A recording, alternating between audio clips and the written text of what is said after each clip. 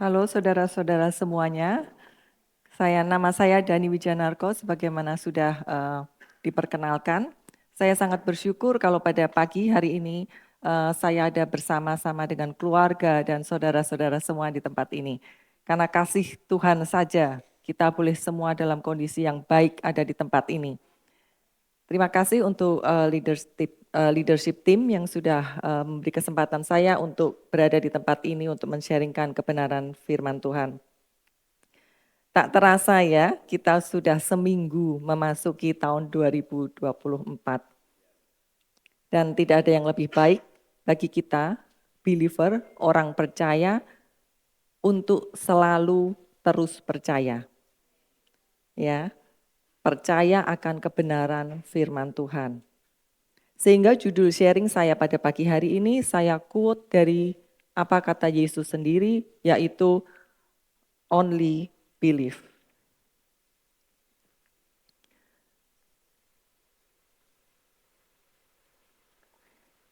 Di Yesaya 7 ayat 9 dituliskan, jika kamu tidak percaya, sesungguhnya kamu tidak akan kokoh. Yesus berkata kepadanya di Markus 9 ayat 23. Jika kamu dapat percaya, segala sesuatu adalah mungkin bagi dia yang percaya. Mari kita sama-sama dengar, tidak hanya dengan telinga jasmani kita, tapi dari telinga hati kita. Lebih banyak lagi akan kebenaran firman Tuhan yang akan saya sharingkan pada pagi hari ini. Di Lukas 8, 49 sampai 50. Sementara Yesus, masih berbicara, datanglah seorang dari pemimpin rumah ibadah, berkata kepadanya, anak perempuanmu sudah mati. Jangan merepotkan guru. Tapi ketika Yesus mendengarnya, ia menjawab dia katanya, jangan takut, hanya percaya, dan dia akan menjadi sembuh. Ini adalah kalimat perintah, ya. Jangan takut, hanya percaya. Only believe.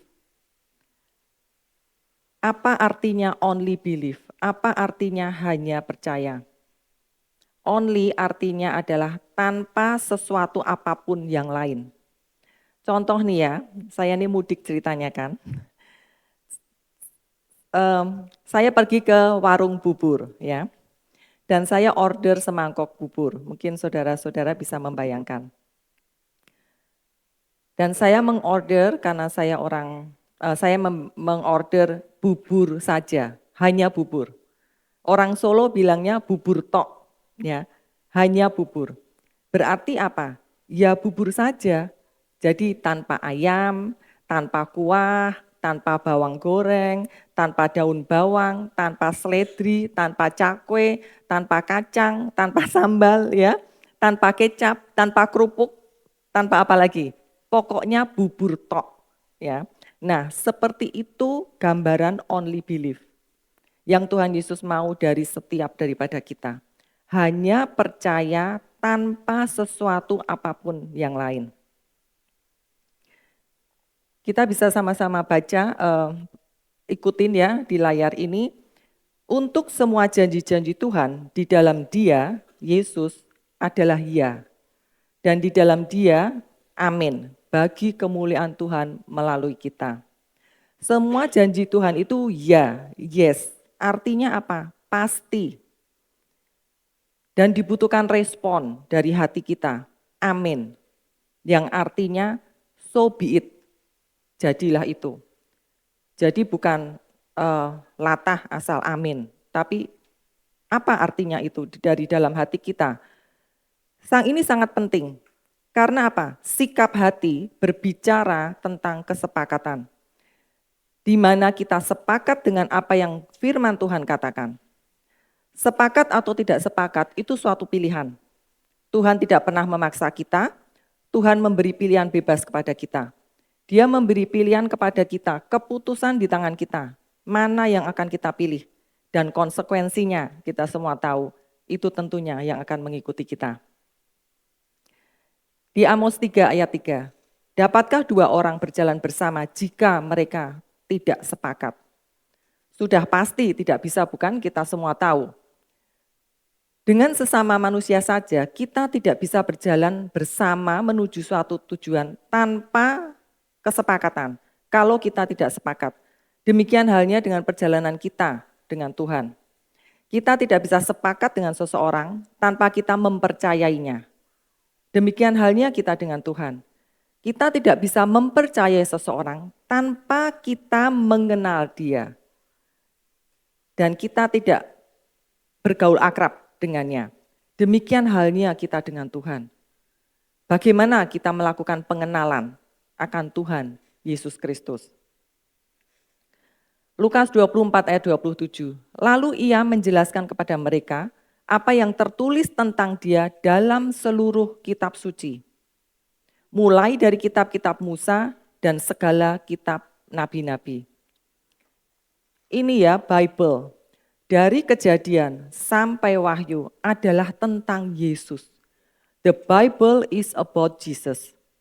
Dengan mengenal dan bergaul akrab dengan Tuhan, kita akan mengenal sifat-sifat Tuhan yang diantaranya Alkitab menuliskan. Adalah mustahil bagi Tuhan untuk berbohong. Mengapa? Alkitab menulis sumber segala dusta itu iblis. Tuhan adalah terang dan tidak ada dan di dalam dia tidak ada kegelapan sama sekali. Ya. Di Bilangan 23 ayat 18, Tuhan bukanlah manusia sehingga dia berdusta. Bukan anak manusia sehingga ia bertobat. Tuhan tidak perlu bertobat karena Tuhan tidak bisa berdosa. Tuhan tidak bisa bersalah. Sudahkah ia berfirman dan tidak melakukannya? Tuhan akan melakukan apa yang difirmankannya.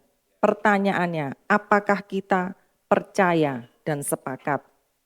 Atau sudahkah ia berfirman dan tidak menjadikannya baik? Firman-Nya itu membawa kebaikan bagi kita, anak-anaknya. Di Ibrani 1:1-3, di masa lalu Tuhan berbicara kepada nenek moyang kita. Dengan berbagai cara, namun di akhir zaman ini dia telah berbicara kepada kita melalui putranya. Dan dia tetapkan sebagai pewaris segala sesuatu. Dan melalui dia juga dia menjadikan alam semesta. Sang putra adalah pancaran kemuliaan Tuhan dan representasi yang tepat dari kebenarannya. Yang menopang segala sesuatu dengan firman-Nya yang penuh kuasa. Setelah ia memberikan penyucian dosa, ia duduk di sebelah kanan yang maha mulia di surga. Dari ayat ini kita tahu Tuhan menopang segala sesuatu dengan firman-Nya yang penuh kuasa. Dapatkah kita melihat dengan mata hati kita dan percaya akan kuasa firman-Nya? Seorang perwira yang diceritakan di kitab Lukas, buku Lukas 7 ayat 7, tentang centurion ya, perwira yang mempunyai seorang hamba yang sedang sakit. Kita semua familiar dengan cerita ini. Tetapi berfirmanlah, maka hambaku akan sembuh. Perwira ini mengakui otoritas firman Tuhan. Ketika Yesus mendengar hal ini, ia takjub kepadanya dan berpaling kepada orang banyak yang mengikuti dia. Aku berkata kepada kalian, aku belum pernah menemukan iman yang sedemikian besar. Bahkan di Israel pun tidak. Kemudian Yesus berkata kepada perwira tersebut, pergilah sebagaimana kamu sudah percaya, terjadilah itu kepadamu. Perwira ini percaya dan mengakui otoritas dan kuasa perkataan Tuhan Yesus. Bagaimana dengan saudara-saudari dan saya? Apakah masing-masing dari kita percaya dan mengakui otoritas dan kuasa firman-Nya? Dalam menghadapi pencobaan iblis, kita tahu Yesus menangkis semuanya dengan firman. Ada tertulis dan firman-Nya berkuasa mengalahkan tipu daya iblis. Di Lukas 4 ayat 4, tetapi Yesus menjawabnya berkata, ada tertulis, manusia bukan hidup dari roti saja, tetapi dari setiap firman Tuhan. Kapan terakhir kita membaca dan merenungkan firman Tuhan? Sampai di sini kita diingatkan, pentingnya bagi kita untuk mengenal firman Tuhan. Alkitab bukan hanya untuk dibaca, tapi untuk direnungkan, untuk dipelajari, sehingga kita menjadi murid-murid Tuhan Yesus. Murid, apa yang dilakukan murid? Belajar. Sampai di sini kita diingatkan bagi kita pentingnya kita untuk mengenal firman-Nya. Dan ini pun suatu pilihan, ya. Karena Tuhan tidak pernah memaksa kita, Tuhan memberi pilihan bebas pada setiap daripada kita. Dia memberi pimpinan kepada kita melalui firman-Nya. Dan keputusan di tangan kita, apa, mana yang akan kita pilih. Dan konsekuensi dari pilihan itu tentunya yang akan mengikuti kita. Ya, Tuhan berfirman di Ulangan 30 ayat 19. Aku memanggil langit dan bumi menjadi saksi terhadap kamu pada hari ini. Kepadamu kuperhadapkan kehidupan dan kematian, berkat dan kutuk.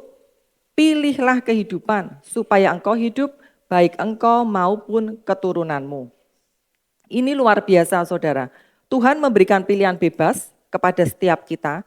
Dan karena kasih-Nya, Tuhan tidak mau kita tuh celaka atau salah pilih. Tuhan memberi anjuran. Barangkali kita masih belum juga mengerti mana yang harus dipilih. Kata firman-Nya, pilihlah kehidupan. Supaya engkau hidup, engkau maupun keturunanmu. Itulah Bapa kita yang baik. Tuhan memberi pilihan kehidupan, pilihan atas kehidupan dan kematian, pilihan di tangan kita masing-masing. Tuhan tidak memaksa kita untuk menentukan pilihan kita. Iblis pun tidak bisa loh membuat pilihan untuk kita. Jika kita tidak sehat, jika kita tidak bahagia, jika kita tidak mengalami hidup yang berkelimpahan seperti yang Yesus mau, dari firman ini kita tahu itu karena kita sudah membuat pilihan yang salah. Dan apa yang harus kita lakukan kalau hal itu sudah terjadi? Tentu kita ada kesalahan di sana sini di certain degree ya. Bukan jalan buntu, selalu ada jalan keluar di dalam Tuhan Yesus ya. Yang harus kita lakukan adalah bertobat. Kita berbalik dari sini ke sini. Ya, kita tidak muter-muter di tempat, tapi kita berbalik. Itulah pertobatan.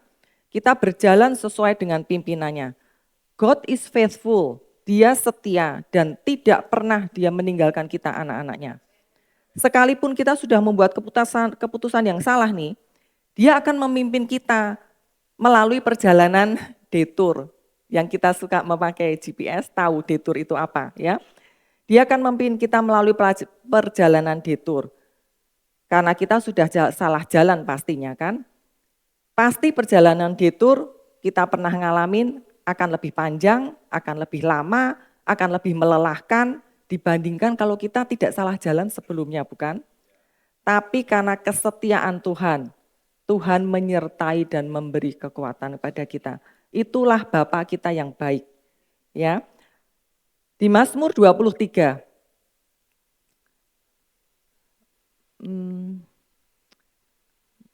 Di Mazmur. Oke, mungkin miss di sini ya. Ya, Mazmur 23 saya bacakan saja. Sekalipun aku berjalan dalam lembah kekelaman, aku tidak takut bahaya, sebab Engkau besertaku. Kalau kita lihat kalimat ini, siapa yang menjadi subjek, siapa yang menjadi subjek dalam kalimat ini? Aku, ya. Tuhan kita adalah Tuhan yang baik, gembala yang baik. Tidak pernah membawa kita, gandeng kita masuk ke dalam pencobaan, lembah kekelaman, tidak. Tapi dengan berbagai sebab manusia nyasar, ya, masuk sendiri ke jalan yang salah. Problemnya bukan Tuhan, saudara. Tuhan adalah selalu solusi. Apapun masalah kita. Di Ibrani 13 ayat 5. Karena dia sudah berfirman, aku tidak akan pernah dalam keadaan apapun, ini dari Amplifier saya bacakan, meninggalkanmu atau menyerah atau meninggalkanmu tanpa dukungan. Dan dalam tingkat apapun, aku tidak akan membiarkanmu tidak berdaya. Aku tidak akan membiarkan kamu atau mengendorkan peganganku kepadamu. Pastinya tidak. Ini firman Tuhan, saudara. Haleluya, kita mempunyai gembala yang baik. Ya. Di Yakobus 1 ayat 17, saya bacakan, setiap pemberian yang baik dan anugerah yang sempurna datangnya dari atas, diturunkan oleh Bapa segala terang. Dan padanya tidak ada perubahan atau bayangan karena pertukaran. Bapa kita bukan seorang aktor yang suka berganti-ganti peran, sebentar baik, sebentar jahat. Tidak, Bapa kita adalah Bapa segala terang dan tidak ada kegelapan di dalamnya. Ya, mari kita mau lanjut belajar lagi firman Tuhan. Banyak ayat-ayat di sini akan saya sharingkan. Bagaimana kita fokus kepada Yesus dan hanya percaya. Ketika bangsa Israel di padang gurun, ya, mereka berdosa dengan berkata-kata melawan Tuhan dan Musa. Banyak dari orang Israel yang dipagut ular-ular tedung. Setelah Musa berdoa kepada Tuhan, ya, maka berfirmanlah Tuhan kepada Musa, buatlah ular tedung dan taruhlah itu pada sebuah tiang. Maka setiap orang yang terpagut jika ia melihatnya akan tetap hidup. Ini adalah gambaran akan Tuhan Yesus. Di Yohanes 12:30-32, Yesus menjawab dan berkata, suara ini datang bukan karena aku, tapi karena kamu. Sekaranglah penghakiman atas dunia ini. Sekarang penguasa dunia ini akan dilemparkan keluar. Dan jika aku ditinggikan dari bumi, aku akan menarik semua orang kepadaku. Di sini kata orang ditulis dalam italik, ya, huruf italik. Di mana pada naskah aslinya kata itu tidak ada. Jadi saya melihatnya seperti ini. Aku akan menarik semua judgment kepadaku. Yesus tanggung semua penghukuman yang seharusnya kita tanggung. Ya. Di Galatia 3 ayat 13. Kristus telah menebus kita dari kutuk hukum Taurat dengan jalan menjadi kutuk karena kita. Hukum, sebab ada tertulis, terkutuklah orang yang digantung pada kayu salib. Dan sama seperti Musa meninggikan ular di padang gurun, demikian juga anak manusia harus ditinggikan. Supaya setiap orang yang percaya kepadanya beroleh hidup yang kekal. Sebagaimana umat Israel yang digigit ular, memandang ular tembaga yang lambang dari penghukuman, ya, judgment itu, menjadi sembuh, ya. Ini pilihan, apakah umat Israel tersebut akan fokus memandang ular tembaga itu seperti yang Tuhan perintahkan, apa mereka akan fokus kepada sakitnya yang digigit ular, ataupun mereka fokus kepada mungkin ular-ular yang berkeliaran di sekitarnya. Apakah mereka mau fokus kepada kekhawatirannya, jangan-jangan aku digigit ular lagi. Ini bayangan saya waktu membaca perikop ini. Nah, demikian juga dengan kita, di mana fokus kita? Pada sakit penyakit kita, pada kekhawatiran kita, atau kita fokus memandang Yesus, Sang Penyembuh, Sang Resolution bagi kita. Yang harus kita lakukan adalah memandang Yesus, pandang firman-Nya. Dan sekarang pertanyaannya, bagaimana kita fokus kepada Yesus, ya? Dan firman menjadi manusia dan diam di antara kita. Firman Tuhan mengatakan, dan kita telah melihat kemuliaannya, kemuliaan anak tunggal Bapa, penuh kasih karunia dan kebenaran. Yesus adalah firman yang menjadi manusia. Di Wahyu 19 ayat 12, dan ia memakai jubah yang telah dicelup dalam darah dan namanya adalah firman Tuhan. Yesus adalah firman dan Yesus dan Bapa adalah satu. Jadi mengenal firman sama dengan mengenal Yesus. Mengenal Yesus sama dengan mengenal Bapa. Jadi kalau bagaimana fokus kepada Tuhan Yesus, fokus kepada firman-Nya, fokus kepada apa kata firman. Ya. Kolose 1 ayat 15. Dia, Yesus, itu the image of invisible God. Sebuah representasi dan wahyu yang tepat akan siapa Tuhan itu. Saudara-saudara masih ingat kisah seorang wanita yang menderita pendarahan selama 12 tahun, ya? Kisah yang sangat terkenal. Di Matius 9 ayat 20, 22, dan tiba-tiba seorang wanita yang mengalami pendarahan selama 12 tahun datang dari belakang dan menjamah jubah Yesus. Karena dia berkata kepada dirinya sendiri, jika hanya aku menjamah jubahnya, aku akan sembuh. Tapi Yesus berbalik dan ketika ia melihat dia, ia berkata, bersukacitalah anakku, imanmu sudah membuatmu sembuh. Wanita ini hanya fokus pada Tuhan Yesus, hanya fokus pada Yesus. Dan fokusnya tidak terusik dengan kondisi sekitarnya. Di mana orang berdesak-desakan, fokusnya tidak terusik oleh rasa khawatirnya. Karena kondisi pendarahan di zaman itu di hukum Yahudi adalah tidak sepantasnya ada di tengah-tengah kerumunan orang banyak. Ya, wanita ini tidak juga bertanya-tanya pada dirinya sendiri. Seberapa besar ya imanku ya? Mungkin aku perlu iman lebih besar lagi. Apa imanku cukup ya? Dia enggak seperti itu gitu loh. Tapi kita baca dari ayat ini, wanita ini berbicara pada dirinya sendiri akan apa yang dia percaya, yaitu Yesus Sang Penyembuh. Apakah apa yang saudara-saudari katakan pada diri sendiri? Ini sangat penting. Oleh bilur-bilur Tuhan Yesus, aku sudah sembuh, atau kita berkata pada diri kita sendiri, ya memang ini penyakit keturunan yang sudah sekian lama generation after generation ya. Atau ya memang begini, enggak mengalami breakthrough ini yang harus dijalani. Mungkin untuk membuat aku lebih sabar. Apa yang kita perkatakan pada diri kita sendiri? Ini suatu pelajaran yang baik dari wanita yang mengalami pendarahan.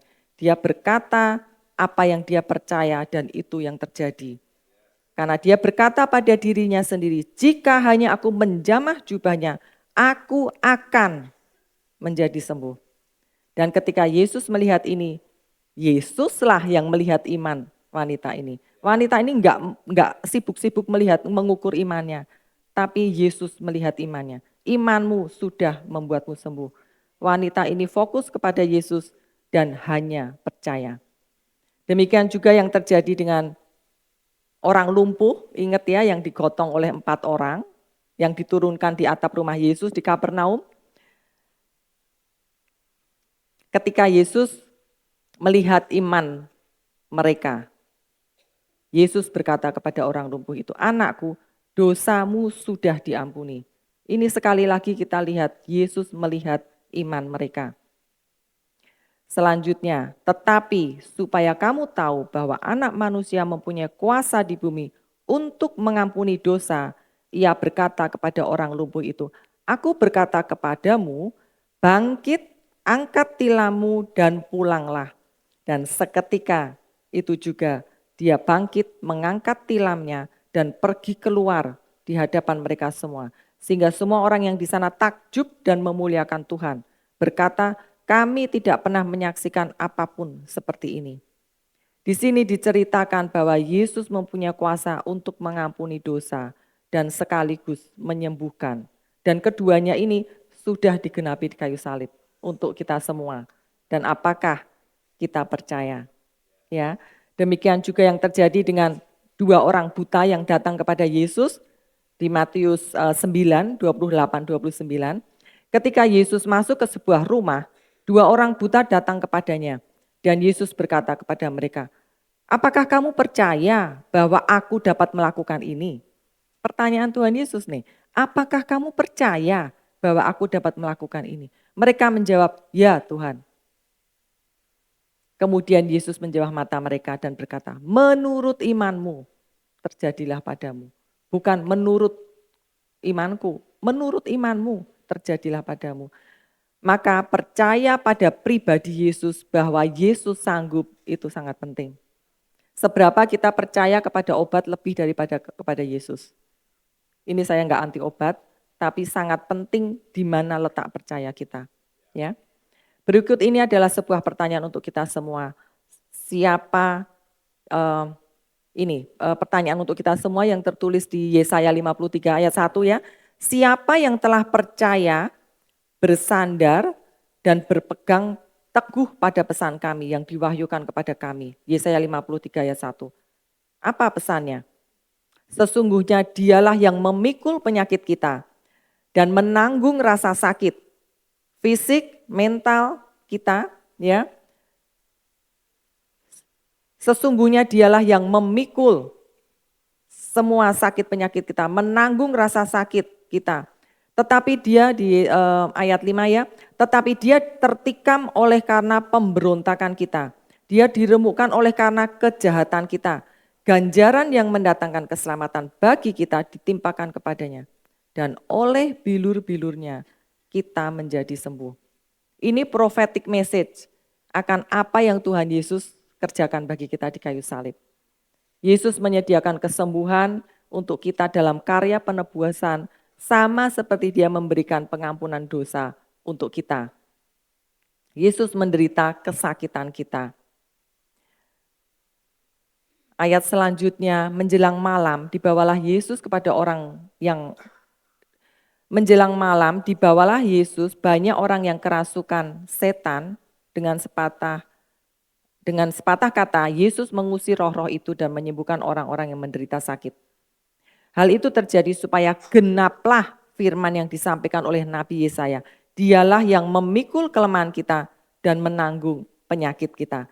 Di sini Yesus sedang melakukan healing ministry. Tadi di Yesaya, apa yang Tuhan Yesus akan lakukan? Di sini, apa yang Yesus sedang lakukan. Dan di kayu salib, Yesus tanggung penyakit dan memikul sengsara kita. Rasul Petrus menuliskan apa yang sudah terjadi setelah penebusan itu. Ia sendiri telah memikul dosa kita di kayu salib, supaya kita yang telah mati terhadap dosa hidup untuk kebenaran. Dan oleh bilur-bilurnya kamu telah sembuh. Berkata tentang sudah selesai. Yesus sudah menyediakan salvation untuk kita. Salvation termasuk pengampunan dosa dan kesembuhan. Haleluya. Apakah saudara dan saya sudah percaya pemberitaan ini? Ini pertanyaan untuk kita semua ya. Firman-Nya sangat jelas baik tentang penebusan maupun tentang kesembuhan termasuk di dalam paket keselamatan. Pilihan bebas di tangan kita, setiap individu. Apakah saudara-saudari memilih untuk percaya dan berapa persen yang mau dipercayai? Ya, saya memilih 100%. Amin ya. Ketika kita mendengar janji-janji Tuhan ya, dan tentang kemuliaan, penebusan kita di dalam Kristus, atau ketika kita membaca firman-Nya, akan realita kita di dalam Kristus. Ketika kita berbicara tentang itu semua, tentang umur panjang, tentang tanggapan, kita mulai berbicara dengan tapi, meresponi firman Tuhan dengan tapi. Tapi gimana dengan si A, si B? Tapi gimana kalau begini, begitu? Tapi bagaimana lagi? Selalu memperkatakan tapi setelah apa yang diberitakan oleh firman Tuhan. Seringkali banyak orang Kristen lebih percaya apa yang dilihat mata daripada apa yang firman Tuhan katakan. Lebih percaya pada apa kata orang daripada apa kata kebenaran firman Tuhan. Saya tahu kok hatinya, dia tuh sungguh percaya kok. Jadi kalau dia enggak sembuh ya itu memang maunya Tuhan begitu, gitu ya. Jadi kalau saya sendiri saya memilih enggak akan sok tahu akan hati orang, ya. Karena percaya atau ketidakpercayaan itu timbul dari dalam hati dan hanya orang yang bersangkutan itu dan Tuhan yang tahu. Jadi tidak ada yang lebih baik dari kita tinggikan firman-Nya lebih dari segala sesuatu. Lebih baik kita mengatakan, aku tidak tahu kenapa yang terjadi seperti ini, tapi ini kata firman dan aku memilih untuk percaya. Ya. Apa yang saya sadari adalah bahwa kata tapi ketika diucapkan sebagai tanggapan atas janji atau firman Tuhan, itu adalah manifestasi dari pikiran alami kita ya. Bahkan mungkin roh ketidakpercayaan. Jadi sampai kita dapat mendengar dan melihat janji Tuhan dan kebenaran firman-Nya dengan telinga dan mata hati kita. Bukan cuma fisik ya. Sampai kita dapat melihat realita kita di dalam Tuhan Yesus dan kebenaran firman-Nya dan mempercayainya tanpa otak kita berteriak. Tapi kita tahu bahwa kita masih mendekatinya, kita masih membaca, merenungkan firman-Nya dengan kekuatan kita sendiri, dengan pikiran yang belum diperbaharui. Terlalu sering kita membiarkan logika kita, ingatan kita, masa lalu kita membatasi bahkan menghalangi janji Tuhan, kebenaran firman-Nya untuk terwujud di dalam alam fisik kita. Firman-Nya mengatakan, tetapi manusia duniawi tidak menerima apa yang berasal dari roh Tuhan. Karena hal itu baginya adalah suatu kebodohan. Kita bukan manusia dunia ini. Kita adalah manusia roh, kita satu roh dengan Tuhan. Kita manusia yang mempunyai jiwa dan tinggal di dalam tubuh. Dan kita mau memilih untuk menurut pimpinan Roh Kudus. Kita harus membuang argumen-argumen dan segala hal yang meninggikan diri, yang melawan pengetahuan akan Tuhan, menawan segala pemikiran pada ketaatan kepada Kristus. Saudara-saudari ingat ketika Yesus tiba di rumah Jairus ya, di mana anak perempuannya sudah meninggal ya. Ini di Lukas 6. Semua orang menangis, berduka waktu Tuhan Yesus memasuki rumah Jairus. Ya. Tetapi Yesus berkata, "Jangan menangis, dia tidak mati, melainkan tidur." Dan mereka mengejek dia. Orang-orang itu mengejek Tuhan Yesus, mengetahui bahwa anak perempuan itu sudah mati. Namun Yesus menempatkan mereka semua di luar. Mengangkat tangan anak perempuan itu dan berkata, "Gadis kecil, bangkitlah." Kemudian rohnya kembali dan dia segera bangkit. Secara logika tidak salah lah ya menangisi anak yang sudah meninggal tersebut, bukan? Tapi Yesus di sini tuh mengajak orang-orang itu untuk melihat dengan mata iman, bukan melihat apa yang mereka lihat secara fisik. Ya, dan karena orang-orang tersebut mengejek Yesus, karena mereka tidak mengerti dan tidak percaya dengan apa yang Yesus katakan, maka Yesus menaruh mereka di luar. Karena ketidakpercayaan akan menghalangi terjadinya suatu mujizat. Hal ini terjadi ketika Yesus datang ke Nazaret, kotanya sendiri, ya, dia tidak dihargai, ya. Sekarang Yesus di Markus 6, 4-5, sekarang Yesus tidak dapat melakukan mujizat. Kalau kita bilang, oh Tuhan bisa melakukan segala sesuatu, ya Tuhan sanggup. Tapi ini bilang Yesus sebagai representasi dari Bapa kan tadi kita baca sebelumnya, di sini dikatakan, sekarang Yesus tidak dapat melakukan mujizat di sana, kecuali ia meletakkan tangan beberapa orang sakit dan menyembuhkan mereka. Tuhan Yesus takjub karena ketidakpercayaan mereka. Bukan karena Yesus memilih-milih orang untuk melakukan mujizatnya. Bukan karena Yesus tunggu waktu, oh belum waktunya, biarlah sengsara sedikit lagi gitu ya. Biar lebih sabar sedikit lagi gitu ya. Bukan. Atau biarlah dia belajar lebih lagi untuk lebih sabar dan sebagainya. Orang semakin lama sakit bukan semakin sabar. Semakin stres, semakin frustasi, semakin mempertanyakan kasih Tuhan. Itu bukan tujuan Tuhan memberi sakit, Tuhan tidak pernah memberi sakit. Ya, bukan itu sebabnya. Yesus tidak dapat melakukan mujizat karena hanya satu di sini dikatakan. Karena ketidakpercayaan mereka, titik. Tidak ada tetapi di dalam iman. Sekarang iman adalah inti dari segala sesuatu yang kita harapkan. Dan bukti dari hal-hal yang tidak terlihat. Ya, iman itu sekarang gitu. Percaya sekarang gitu ya. Bukan percaya nanti di saat kita mata jasmani kita sudah mulai melihat tanda-tandanya, oh ya aku percaya. Tidak. Dan yang tidak terlihat bukan berarti tidak ada, ya. Iman adalah kesadaran akan kepastian akan yang difirmankan Tuhan. Dan kehendak kita harus menyetujuinya kalau kita mau mengalami apa yang Tuhan katakan tentunya. Sedangkan tapi adalah bukti ketidakpercayaan yang masih ada. Jadi kita bisa introspeksi diri kita sendiri masing-masing. Apakah kita meresponi firman Tuhan dengan tapi? Di situ kita tahu, oh ternyata ada ketidakpercayaan nih di dalam aku. Ya, baca firman lagi, renungkan firman lagi, nanti mendapatkan revelation di dalam hati dan tidak ada lagi tapi yang muncul ketika kita membaca, merenungkan firman Tuhan. Tidak ada tapi dalam meresponi firman-Nya. Jadi jangan biarkan pikiran alami kita ini menghalangi janji spiritual untuk terwujud.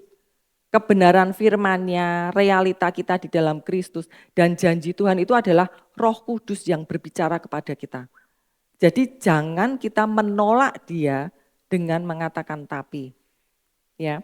Ibrani 4 ayat 2. Injil diberitakan kepada kita dan juga kepada mereka. Tetapi firman Tuhan yang mereka dengar tidak menguntungkan atau berguna bagi mereka. Tidak dicampur dengan iman mereka yang mendengarkan. Firman Tuhan itu tidak bekerja secara otomatis dalam hidup kita. Firman Tuhan itu seperti sebuah benih ya, yang bekerja ketika diaktifkan. Bagaimana cara mengaktifkannya? Ketika kita mencampurkannya dengan iman, dikatakan di sini, yaitu percaya. Only believe, kata Tuhan Yesus, hanya percaya. Mengapa only? Sekali lagi, karena kalau bercampur dengan yang lain-lainnya, akan timbul yang namanya unbelief, ketidakpercayaan. Dan hal inilah yang menghalangi mata hati kita untuk mengalami, melihat janji Tuhan dan realita kita di dalam Kristus untuk terwujud di dalam alam fisik kita. Masalahnya bukan iman, karena Tuhan Yesus bilang, iman sekecil biji sesawi itu masuk drop titik, itu bisa memindahkan gunung. Tapi masalahnya tuh ketidakpercayaan, bukan masalah besar kecilnya iman. Ya. Kita lanjut. Ini bicara tentang Tuhan Yesus, bahwa Roh Tuhan ada padaku, sebab Ia telah mengurapi aku untuk memberitakan kabar baik kepada orang miskin. Saya waktu baca ini saya tersentak ya. Untuk memberitakan kabar baik kepada orang miskin. Injil kabar baik diberitakan kepada orang miskin. Ini tuh penting sekali. Karena perubahan pola pikir sesuai dengan firman Tuhan, itulah yang akan membebaskan orang miskin dari kemiskinannya. Apapun kemiskinannya. Kemiskinan akan rendah hati, kemiskinan akan finansial, apapun yang namanya kemiskinan. Kuncinya, obatnya itu kabar baik. Ya. Ia telah mengutus aku untuk menyembuhkan hati yang hancur. Bicara hati yang hancur apa? Luka batin, emosional, mentali, stres di mana-mana sekarang. Semakin apa? Semuanya serba praktis, serba cepat, semakin banyak orang stres, semakin banyak orang bunuh diri, bukan? Tuhan Yesus datang untuk menyembuhkan hati yang hancur. Untuk memproklamirkan kebebasan pada para tawanan. Dan memulihkan penglihatan yang buta jasmani maupun buta rohani.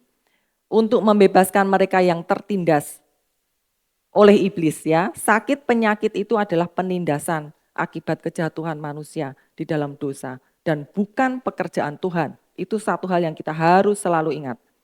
Untuk memberitakan tahun rahmat Tuhan. Memberitakan datangnya saat Tuhan menyelamatkan umatnya, kata firman-Nya.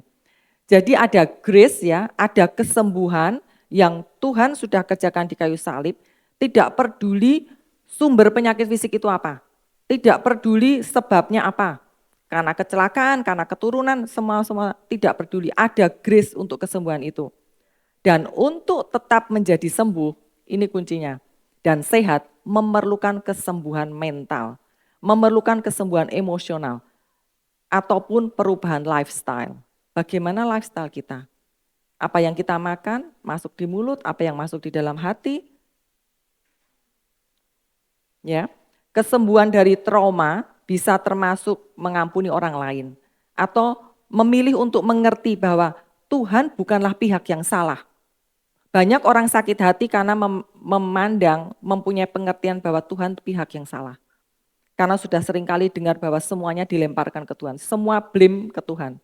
Ya, manusia tidak mau melihat responsibility-nya, tidak mau melihat bahwa saya ada berada di sini dengan apa yang saya ada saat ini karena pilihan saya.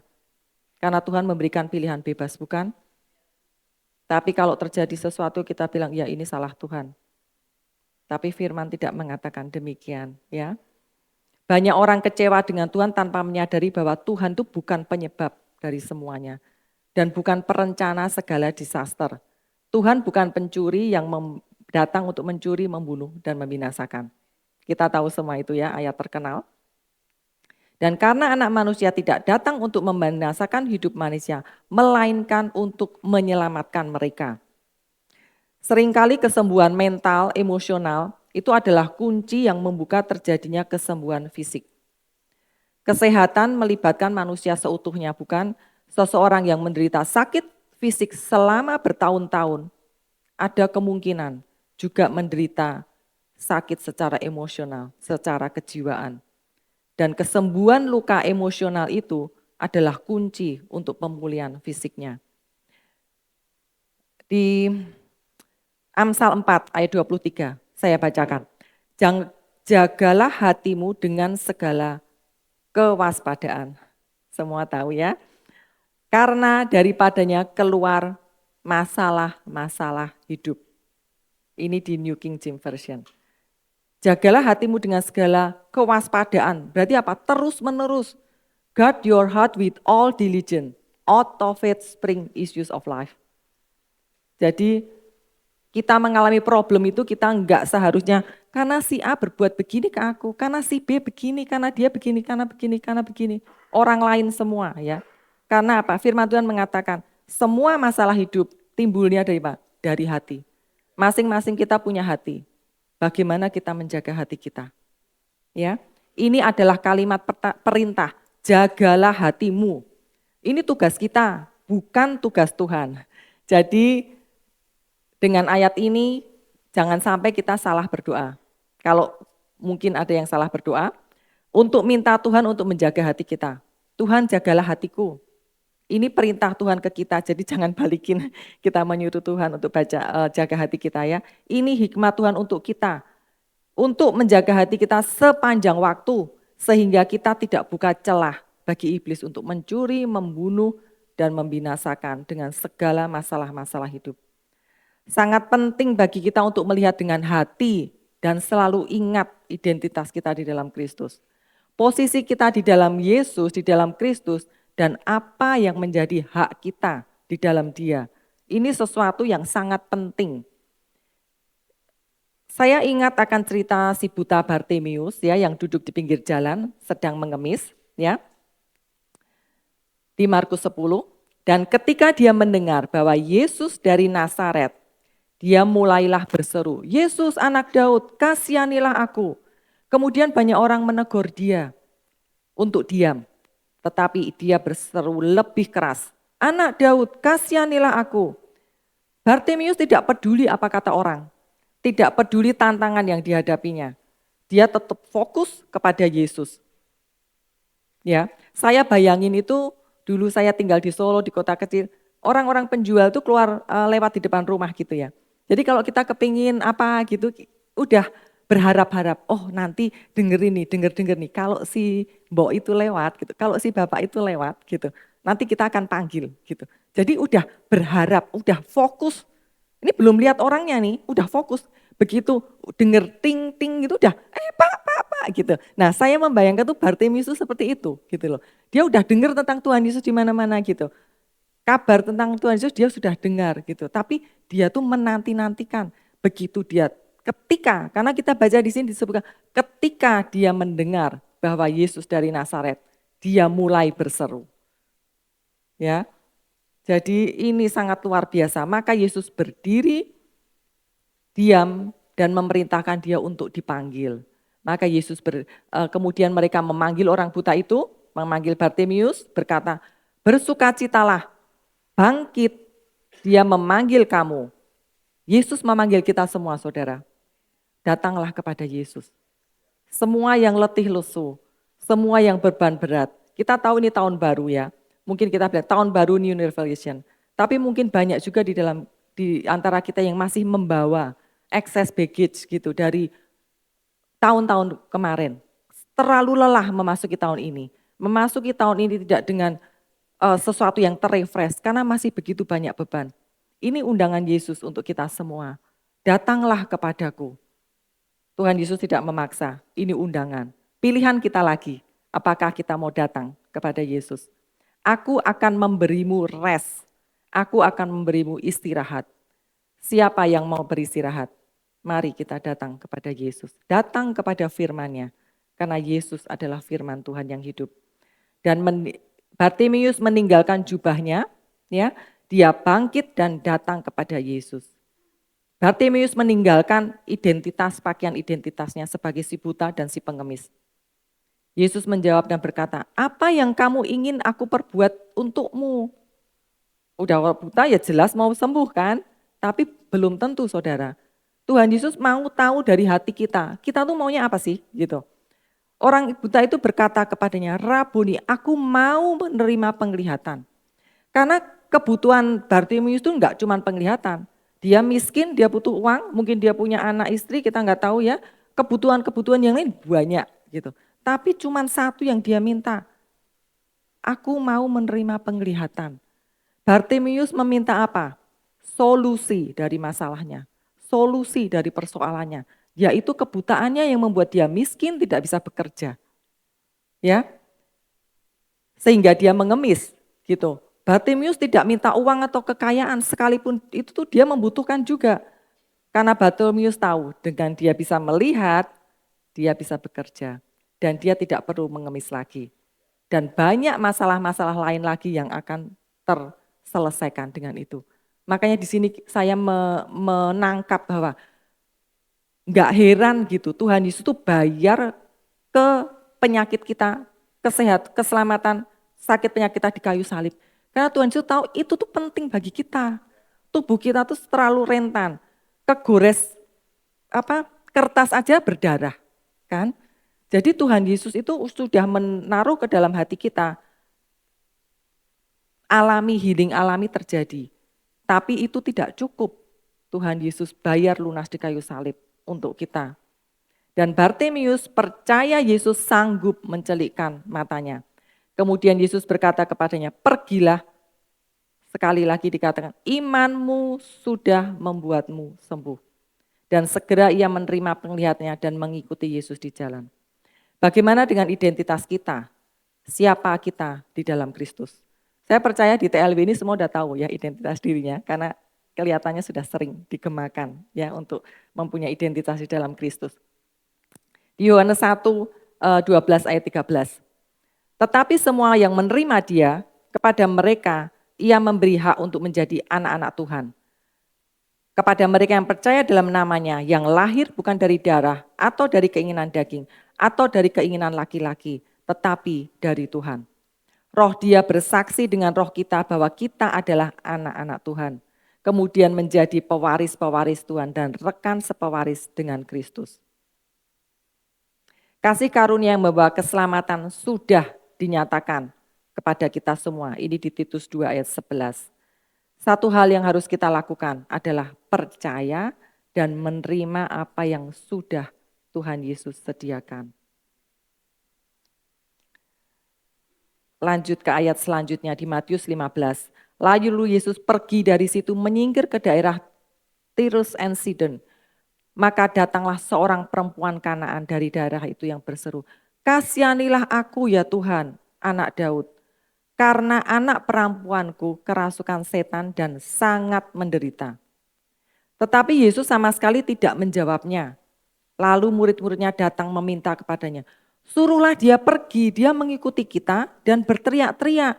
Jawab Yesus, aku diutus hanya kepada domba-domba yang hilang dari umat Israel. Tapi perempuan itu mendekat dan menyembah dia sambil berkata, Tuhan tolonglah aku. Tetapi Yesus menjawab, tidak patut mengambil roti yang disediakan bagi anak-anak dan melemparkannya kepada anjing. Ini perumpamaan wanita itu diperumpama dengan anjing, kaum yang rendah, karena Tuhan Yesus datang untuk bangsa Israel. Perempuan itu menjawab, benar Tuhan, namun anjing itu makan remah-remah dari yang jatuh dari meja tuannya.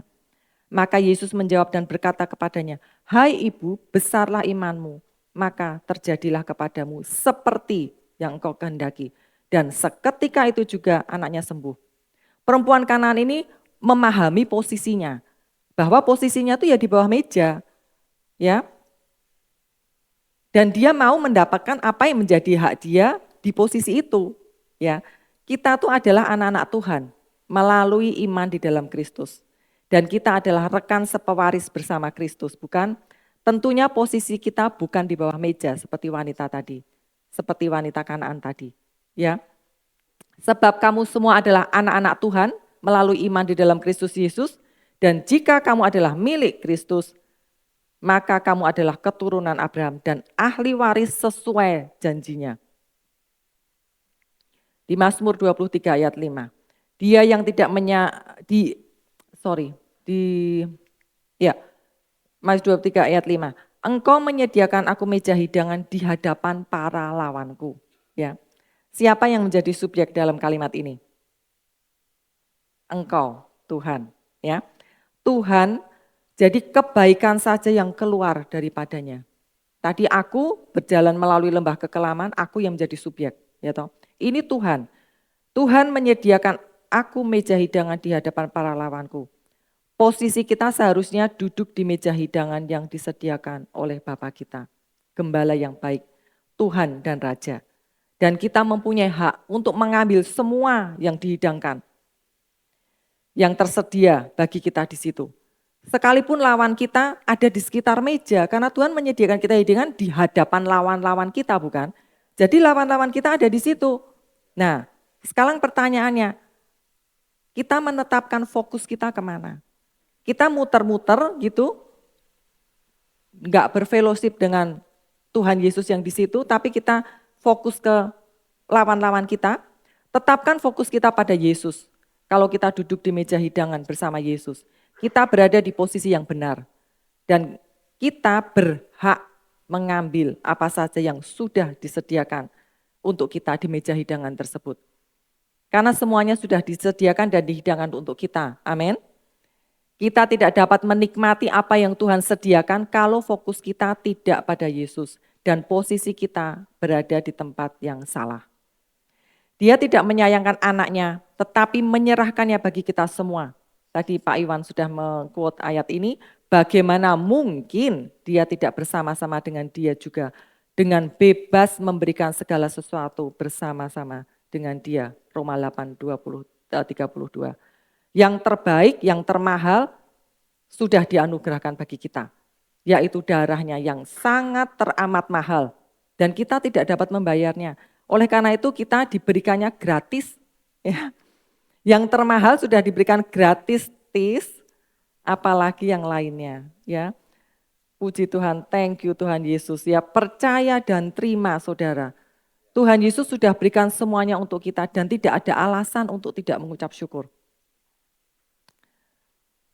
Ini bagus sekali untuk peringatan bagi setiap daripada kita. Kalau kita menyadari bahwa Tuhan Yesus sudah memberikan semuanya bagi kita.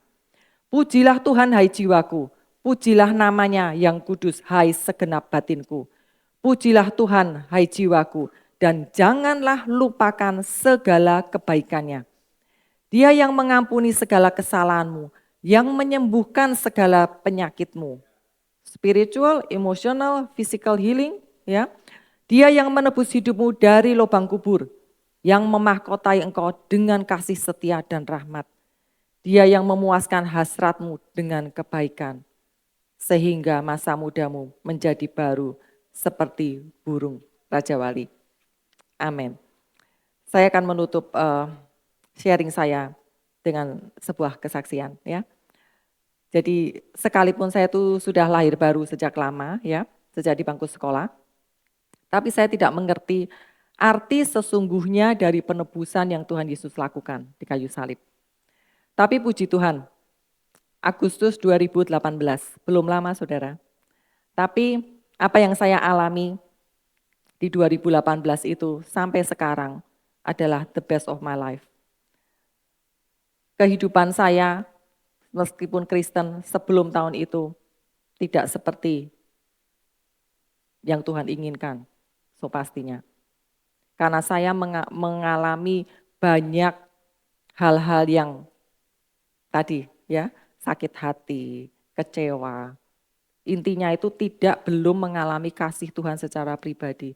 Ya tahu di pikiran, oh ya God love you, Jesus love you. Tapi apakah saya percaya gitu? Saya mengerti bahwa Yesus mengasihi Dani gitu. Selama saya struggle dengan menerima nama yang papi saya berikan kepada saya. Tapi puji Tuhan, sekarang saya bangga memiliki nama yang orang tua berikan kepada saya. Karena saya tahu itulah nama yang Tuhan panggil kepada saya. Ya, jadi sejak Agustus 2018 saya mendapat revelation tentang besarnya gitu kasih Yesus kepada saya ya. Saya bisa melihat ini dengan mata hati saya bahwa Yesus tuh sudah bayar lunas, enggak cuma pengampunan dosa, tapi kesembuhan bagi saya. Puji Tuhan sejak saat itu saya mengalami banyak divine healing. Dan saya mempunyai kesehatan tubuh dan jiwa, puji Tuhan lebih baik dari tahun-tahun sebelumnya.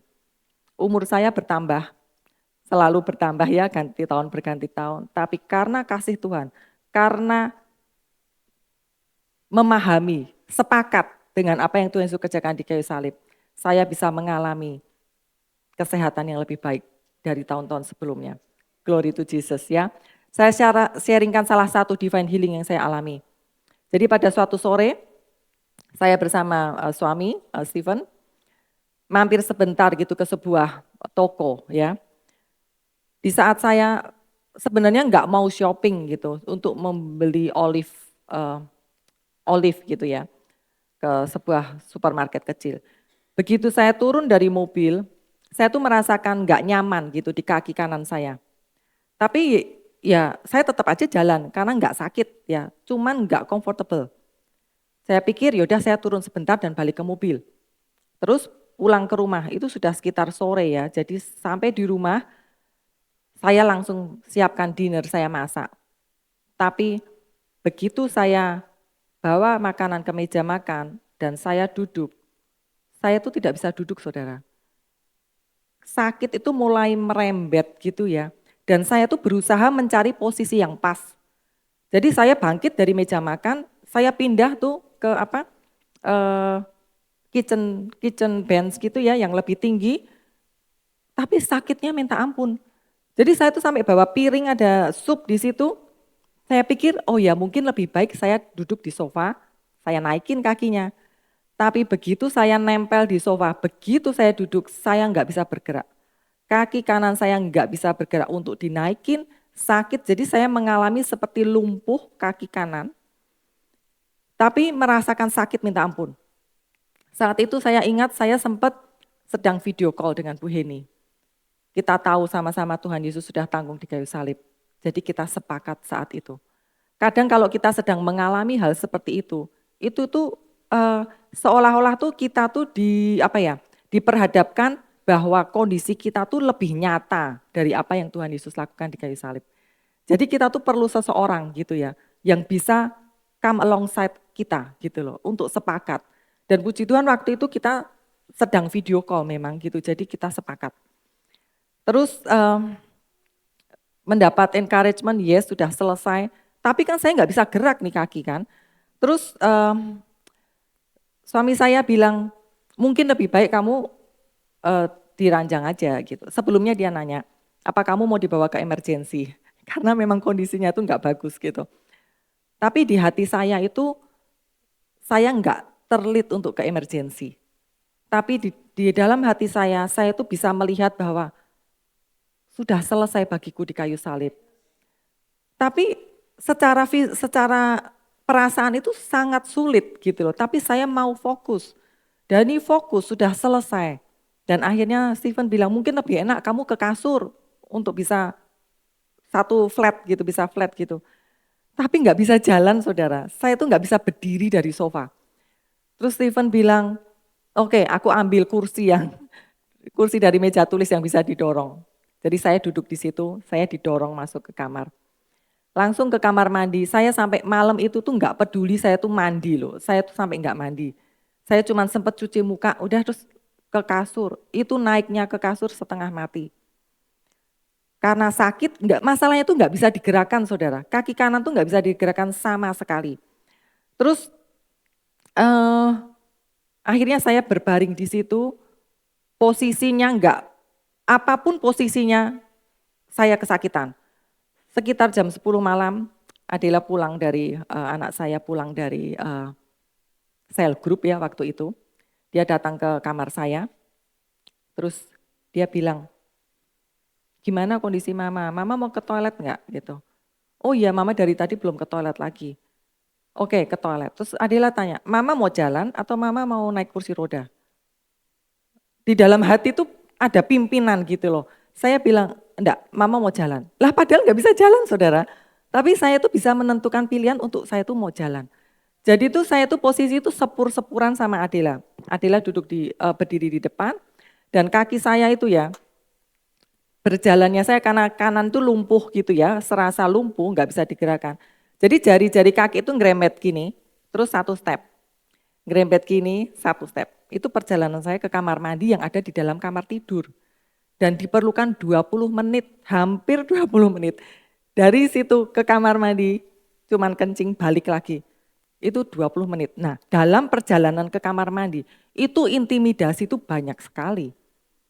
Intimidasi itu banyak sekali. Waktu saya mengatakan ke Adela, saya mau jalan. Itu gimana mungkin kamu jalan gitu loh. Jadi suara itu tuh bergema sangat, jadi intimidasi ya. Kita itu jangan ngobrol sama intimidasi. Ini pengalaman saya. Seperti Adam dan Hawa ya, Hawa meladeni intimidasi kan. Kamu kan bukan, apakah kamu kan nggak boleh ini kan. Gitu. Ngobrol ya dia nggak berdasarkan firman, nggak menangkis dengan firman, ya akan dikalahkan gitu. Nah, terus di saat saya jalan itu tuh intimidasi datang lagi. Gampang kan gitu. Ministry healing ke orang gampang kan kalau kondisi sehat. Sekarang coba gitu loh. Apa kamu bisa percaya gitu. Saya tuh sampai get behind me Satan. Saya tuh sampai usir karena benar-benar mengintimidasi sekali. By Jesus stripe I was healed and I am healed. Itu yang saya katakan. Terus saya balik kemana? Ke kasur. Terus Adela bilang, ayo Adela mau berdoa, mau sepakat. Oke, berdoa. Terus Adela sempat marah waktu itu ya. Adela bilang, in Jesus name, when you leave mama body, mama leg right now. Adela tuh berteriak. Dan saya, yes, amin. Adela deklarkan bahwa kesembuhan memperkatakan perkataan berkatakan kaki saya. Dan dia katakan bahwa kaki yang indah ini akan terus berjalan memberitakan kebaikan Tuhan. Yes, amin. Saya katakan yes, amin. Besok mama mau bangun dan mama mau jalan. Padahal kondisi itu gimana mau ngomong begitu gitu loh. Tapi saya percaya itulah Roh Kudus yang di dalam saya yang mengencourage saya sehingga saya bisa mengatakan itu. Beberapa kali di saat di malam itu saya samar-samar terbangun, ya toh. Terus ayat dari Roma 8, ayat 11 mengingatkan saya bahwa roh dia yang membangkitkan Kristus dari antara orang mati tinggal di dalam kamu. Dan roh yang membangkitkan Kristus dalam antara orang mati akan memberikan hidup pada tubuhmu yang fana. Saya bilang yes, ada kehidupan di kakiku yang sekarang ini lumpuh. Saya cuma berpegang apa kata firman. Pagi hari saya buka mata, tidak ada lagi rasa sakit saudara. Puji Tuhan, saya ucapkan berkat atas kaki saya, sendi, otot, ligamen, semuanya apa itu istilahnya saya nggak ngerti. Pokoknya engkau sempurna di dalam Tuhan Yesus. Dan saya ajak kaki saya berbicara gitu kepada kaki saya. Ayo kita jalani hari ini, kita beraktivitas bersama dengan kekuatan Tuhan. Puji Tuhan saya bisa jalan tanpa rasa sakit. Meskipun masih ada enggak comfortable gitu ya. Dan keesokan harinya 100% healing taking place di kaki saya. Tanpa saya katakan divine healing karena tidak ada medication yang saya apply. Bukan berarti sekali lagi saya anti medication ya. Pimpinan Tuhan itu nyata bagi setiap kita.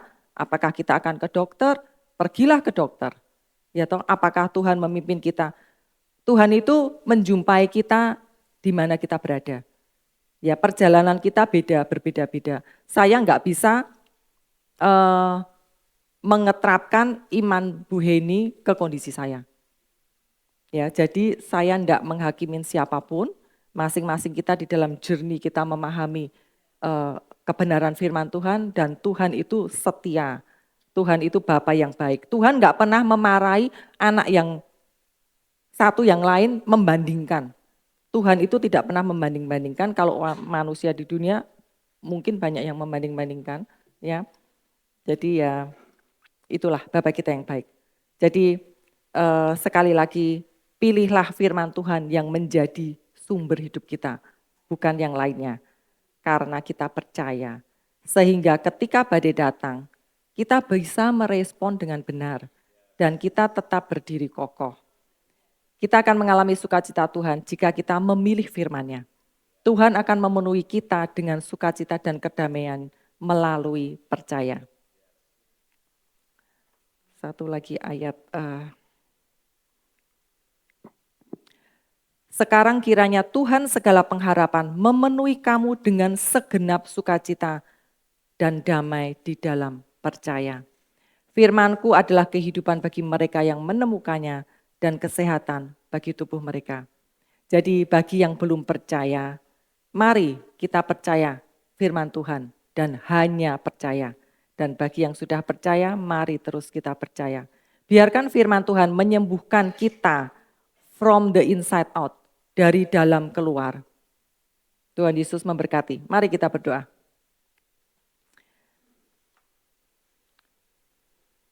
Terima kasih Tuhan Yesus, kami mengucap syukur Tuhan untuk apa yang Kau sudah berikan, yang sudah kerjakan bagi kami di kayu salib.